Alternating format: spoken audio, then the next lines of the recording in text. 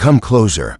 What I'm going to tell you today isn't a history lesson, it's a secret, an enigma humanity has been trying to solve for millennia. A question that has haunted us since the first empires rose and one by one fell into oblivion. I'm going to show you how one nation that shouldn't even exist became the key to the end of days, and why, for better or for worse, its destiny is ours. Are you ready for the truth? Because once you hear it, there's no turning back.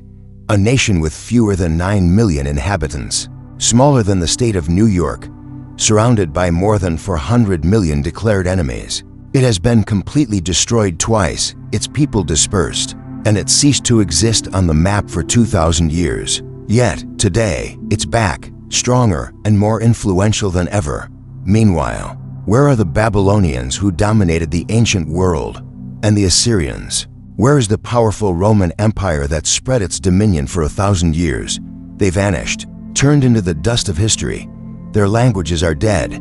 Their glories are mere chapters in books. This is the story of an enigma. Why did a nation so small and fragile survive when gigantic, invincible empires disappeared? The answer isn't in its military strength, nor in its political wisdom. The answer is hidden in a promise made 4,000 years ago. A promise that continues to be fulfilled before our very eyes. And as we will reveal today, biblical prophecies indicate that Israel will be the last nation standing. When the curtain of history falls, imagine a 75-year-old man with no children, a nomad with no home, no kingdom, no name that meant anything. In the world, he lived in a desert, in the shadow of powerful city-states, with their stone gods and clay walls, and then a whisper, not thunder, not an army marching, just a whisper from a God who didn't fit into human temples. Leave your country, your people, and your father's household, and go to the land I will show you. I will make you into a great nation. Genesis 12:1-2. This promise, made to a man who had nothing, was an affront to everything the world knew. God, the creator of the universe, was betting everything on a lone man. He didn't make this promise to the Egyptians, who already had their pyramids, nor to the Babylonians, who had their hanging gardens. He chose a man from nothing to be the patriarch of a nation from dust. But this promise was not just about land or people. It was a three-part covenant, a divine contract that no other nation received. The first part was about eternal land. I will give this land to you and your offspring forever. Genesis 13:15. Forever, not for 1,000 years, as the Romans would dream, but forever. The second part was about a global blessing. All peoples on earth will be blessed through you. Genesis 12:3. Israel would not be a conqueror. It would be a channel of blessing, of healing, of light. And the third part was divine protection. I will bless those who bless you, and whoever curses you I will curse. Genesis 12:3. A guarantee that no other nation has ever had. 400 years later, when Israel was enslaved, Moses received an even stronger confirmation. For you are a people holy to the Lord, your God. The Lord your God has chosen you out of all the peoples on the face of the earth to be his people, his treasured possession. Deuteronomy 7:6. What is extraordinary is that this promise did not depend on Israel's good behavior. God promised, though she may forget, I will not forget you. Isaiah 49:15. That's why Israel survived the Babylonians, the Persians, the Greeks, and the Romans, not because it was bigger or stronger, but because it had something no other nation possessed, an eternal covenant. If you believe that God keeps his promises, comment, my hope is in you, Lord.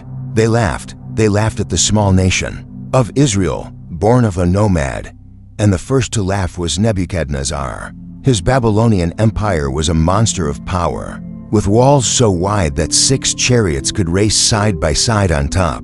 He felt invincible. He believed he was a god, and with a deadly arrogance, he invaded Jerusalem, burned the holy temple, and dragged all the people into exile.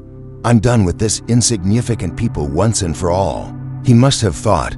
But here's the twist no one expected. 70 years later, Babylon, the great Babylon, vanished, not in a great battle, but in a single night, while the king was feasting. The book of Daniel 5:30 tells us that Belshazzar, the last king, was killed the very night he saw the writing on the wall.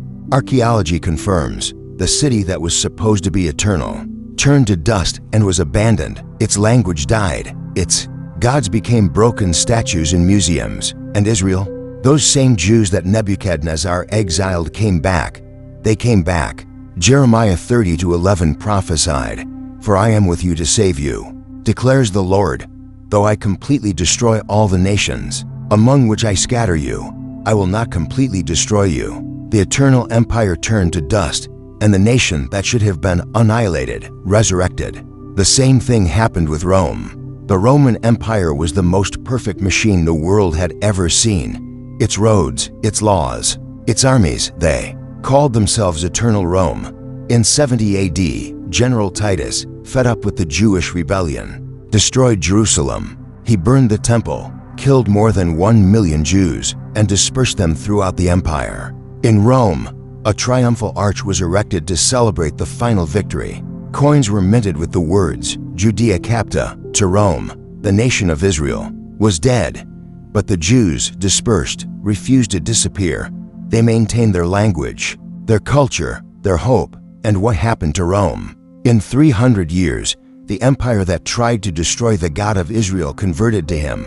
In 500 years, Western Rome fell. Its legions became memories. Latin became a dead language. Today, you can visit the ruins of the Colosseum, but you can't talk to a real Roman. They no longer exist. Meanwhile, in Tel Aviv, young Jews speak Hebrew on the streets of the same land that Rome swore would never be theirs again. It's unbelievable how God's faithfulness prevails. Give a glory to God in the comments if you marvel at this story. But the story of Israel isn't just about survival. It's about resurrection. For almost 2,000 years, the Jewish people lived in the diaspora. They suffered, were humiliated, persecuted. They were, as the prophet Ezekiel saw, a valley of dry bones.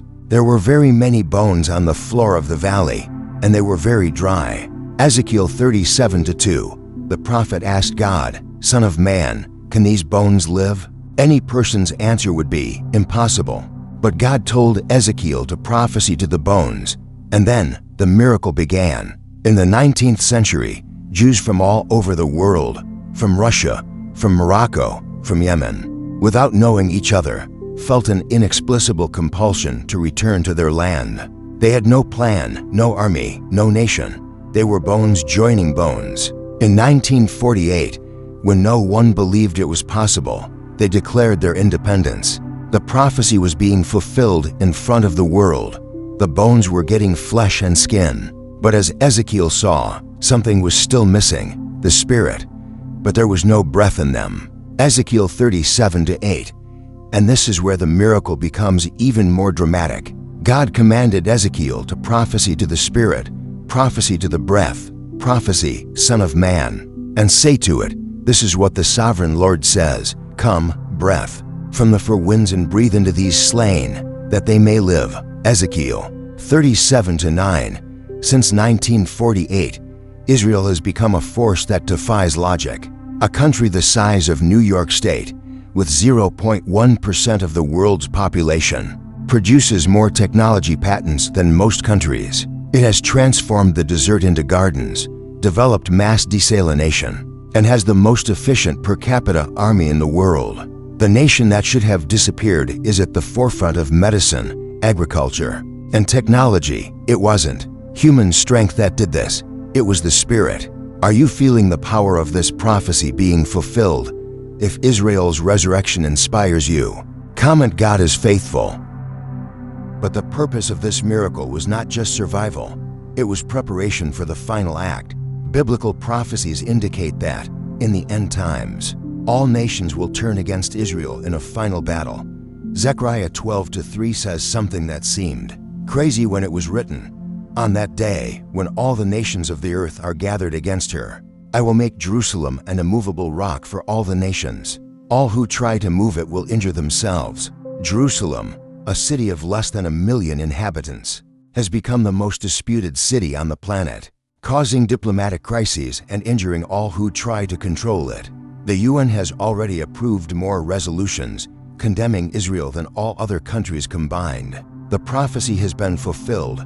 Ezekiel 38, written over 2,600 years ago. lists a coalition of nations that will invade Israel in the last days: Magog, Gog, the chief prince of Meshech and Tubal, modern Russia, Persia, Iran, Cush, Ethiopia, and Put, Libya, as well as Gomer and all its troops, modern Turkey.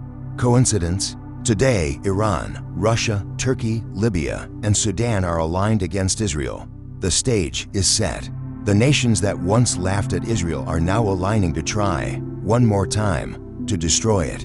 The Bible is clear. The final destiny of each nation will be determined by its attitude towards Israel. If you are shocked by the precision of these prophecies, comment "Holy is your name." The secret was not Israel's survival. The secret was God's faithfulness. Israel will be the last nation standing, not by its own merit, but because God pledged His own credibility in a promise. The question each of us needs to ask is, which side are we on? On the side of the empires that turned to dust, or on the side of the nation that survived? What will you do with this truth? The promise of Genesis 12:3 is the final verdict. If this has touched you, it's because this video needed to reach you. Click the share button, and together, let's spread this revelation.